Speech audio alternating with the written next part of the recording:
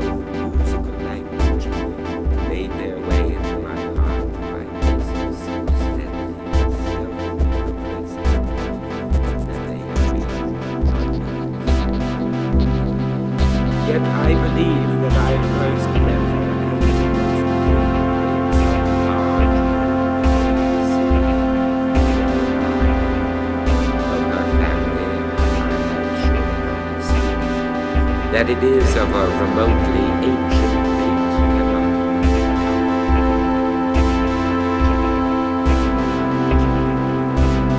Buried in studies of the nature more than all else adapted to bend impressions of the outward world, it is by that sweet word alone, by hygiene, that I bring before mine eyes in fancy the image of her who is no more.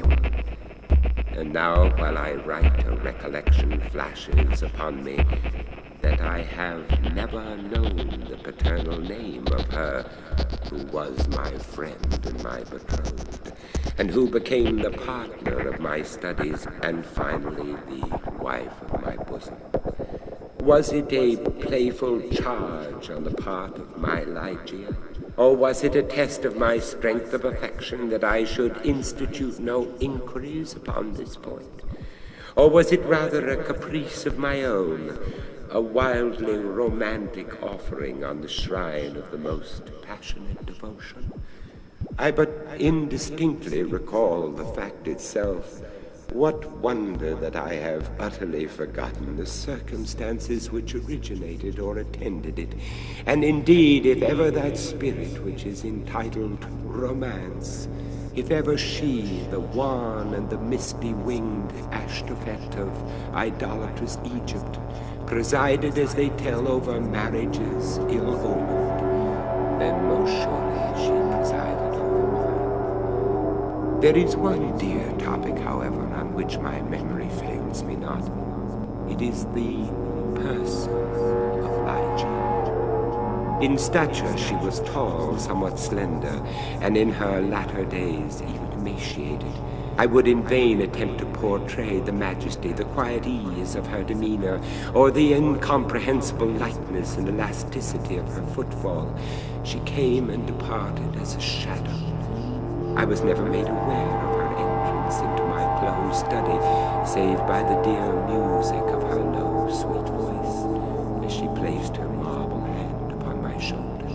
In beauty of face, no maiden ever equaled her. It was the radiance of an opium dream, an airy and spirit-living vision more wildly divine than the fantasies which hovered about the slumbering souls of the daughters of devils.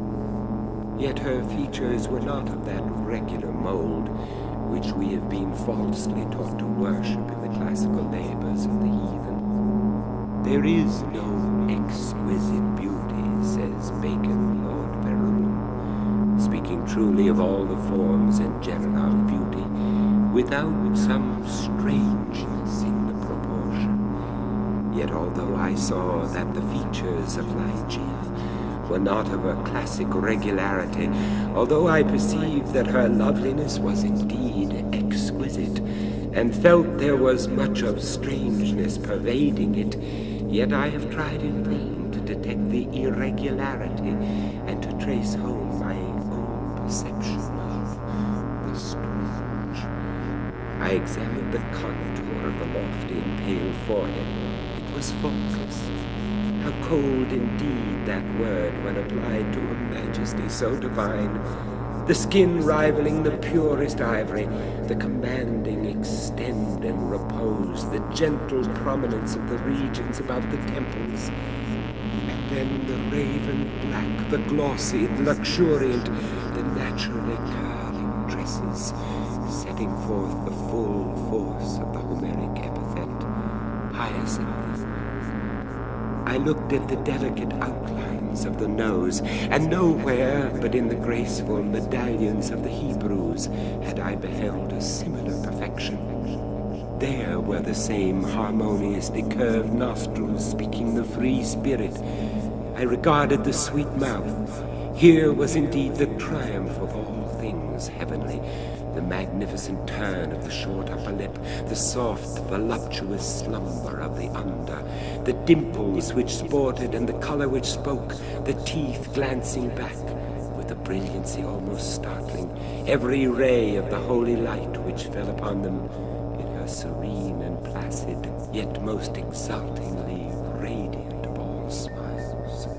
I scrutinized the formation of the chin, and here too I found the gentleness of breadth, the softness and the majesty, the fullness and the spirituality of the Greek, the contour which the god Apollo revealed but in a dream to Cleomenes, the son of the Athenian. And then I peered into the large eyes of Lygia.